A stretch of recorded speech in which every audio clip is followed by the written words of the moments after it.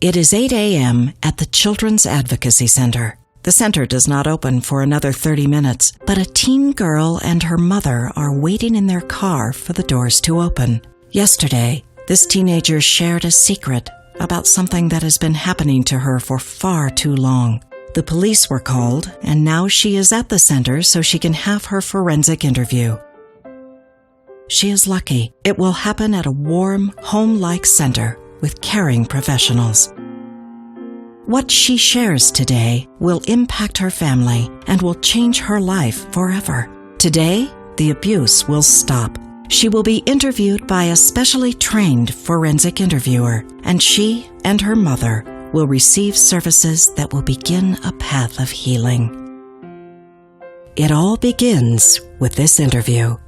The detective initiates the contact with Department of Human Services, with the Children's Advocacy Center, and we get the ball rolling on involving the CAC in the investigation.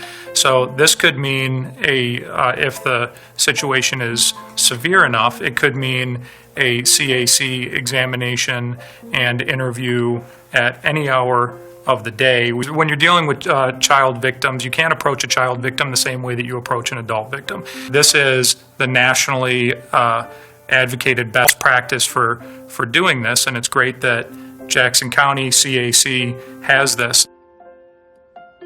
A young family is coming in for a medical exam. Their baby was hurt while in the care of a family friend, and the injuries need to be examined by a doctor who specializes in child abuse. The exam includes a full medical assessment of the child, and after the exam, the family will receive wraparound services to help them heal.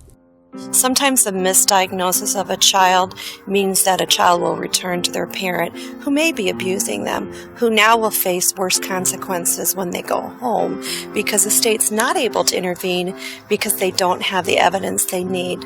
This year I came into my office and found a worker trying to console a young child. She was pre-verbal. She was on the floor. She could not be consoled. She looked like she was in pain. And I thought that possibly she had drugs in her system. And all I could think about is, we need a doctor to see this child now. We're not doctors at child welfare. We don't know what's wrong with these kids, sometimes physically what ails them. We don't know.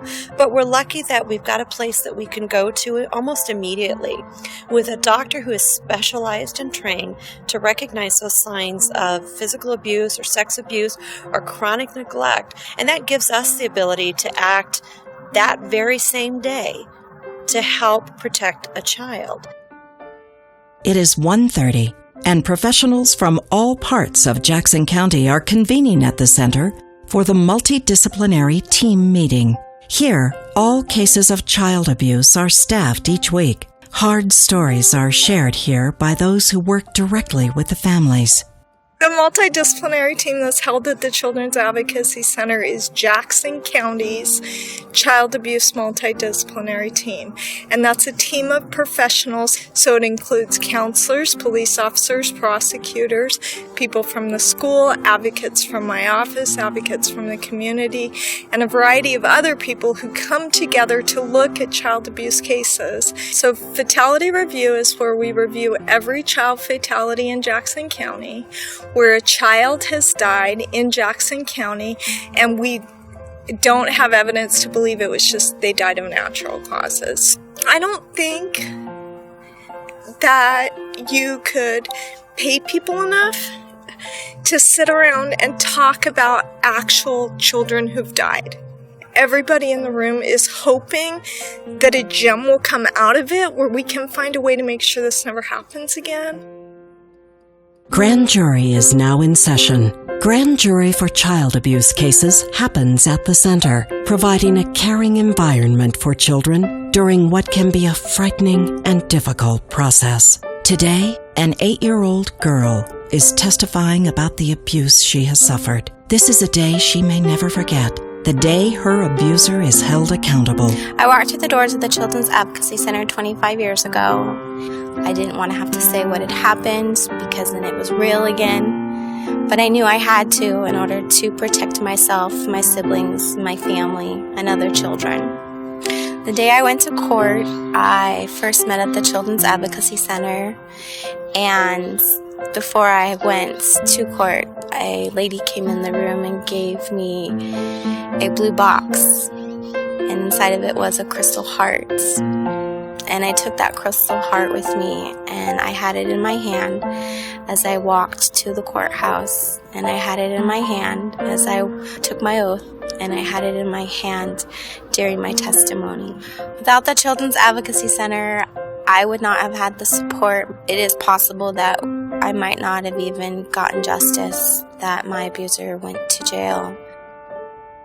In the therapy department, a family therapy session is in process. Many children at the center receive long-term counseling to help them heal from the devastating effects of abuse.